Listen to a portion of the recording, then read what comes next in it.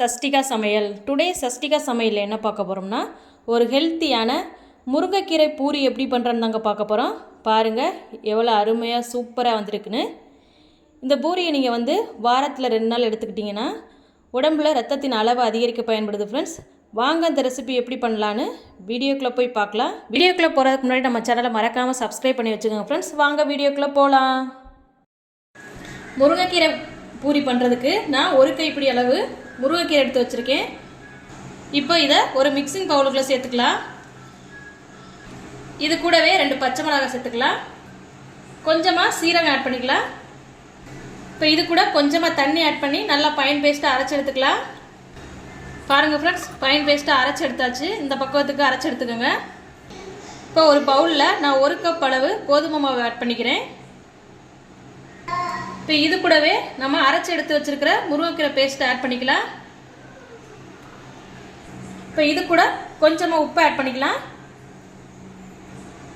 இப்போ இதை நல்லா கையை வச்சு பூரி பக்குவத்துக்கு பிணைஞ்சு எடுத்துக்கலாம். இப்போ இது கூட கொஞ்சமாக தண்ணி ஆட் பண்ணி நல்லா பிணைஞ்சு எடுத்துக்கலாம். பாருங்கள், இந்த பக்குவத்துக்கு பிணைஞ்சு எடுத்துக்கோங்க. இப்போ இதை ஒரு 10 நிமிஷத்துக்கு அப்படியே வச்சு வைக்கலாம். இப்போது 10 நிமிஷம் ஆயிடுச்சு. இப்போ இதை பூரிக்கு நம்ம தேய்ச்சி எடுத்துக்கலாம். பாருங்கள், எல்லா மாவையும் தேய்ச்சி எடுத்தாச்சு. ரொம்ப தடிமனாக இல்லாமல் இது மாதிரி தேய்ச்சி எடுத்துக்கோங்க. இப்போது கடாயை சூடு பண்ணிவிட்டு கொஞ்சமாக ஆயில் விட்டுக்கலாம்.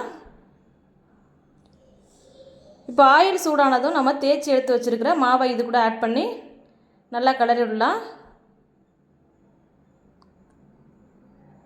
பாருங்கள் எவ்வளோ அழகாக அருமையாக சூப்பராக பூரி புஷ்ஷுன்னு வந்திருக்கு. இப்போ இதை இன்னொரு சைடு திருப்பி விடலாம். பூரி 2 பக்கம் நல்லா வெந்து வரட்டும். பாருங்கள் ஃப்ரெண்ட்ஸ், நல்லா வெந்து வந்துருச்சு. பாருங்கள் எவ்வளோ அழகாக சூப்பராக அருமையாக வந்திருக்குன்னு. இதே மாதிரி தேய்ச்சி வச்சுருக்க எல்லா மாவையும் நம்ம போட்டு எடுத்துக்கலாம்.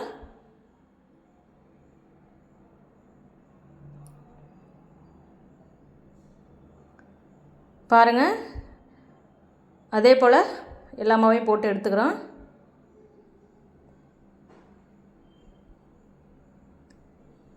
பாருங்கள் ஃப்ரெண்ட்ஸ், இப்போ எல்லா மாவையும் நம்ம போட்டு எடுத்தாச்சு. பாருங்கள், நமக்கு தேவையான சூப்பரான முருங்கைக்கீரை பூரி ரெடி ஆயிடுச்சு ஃப்ரெண்ட்ஸ். எவ்வளோ அருமையாக புஷ்ஷுன்னு வந்திருக்குன்னு பாருங்கள். இதை நீங்கள் உருளைக்கிழங்கு மசாலா கூட வச்சு சாப்பிடும்போது டேஸ்ட்டு வேறு லெவலில் இருக்கும் ஃப்ரெண்ட்ஸ்.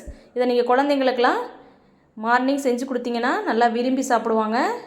முருங்கைக்கீரை பிடிக்காதவங்களாம் நல்லா விரும்பி சாப்பிடுவாங்க ஃப்ரெண்ட்ஸ். இந்த ரெசிபி உங்களுக்கு பிடிச்சிருந்துச்சுன்னா மறக்காமல் நம்ம சேனலை சப்ஸ்கிரைப் பண்ணி வச்சுக்கோங்க ஃப்ரெண்ட்ஸ். லைக் பண்ணுங்கள், ஷேர் பண்ணுங்கள், கமெண்ட் பண்ணுங்கள் ஃப்ரெண்ட்ஸ். தேங்க்யூ.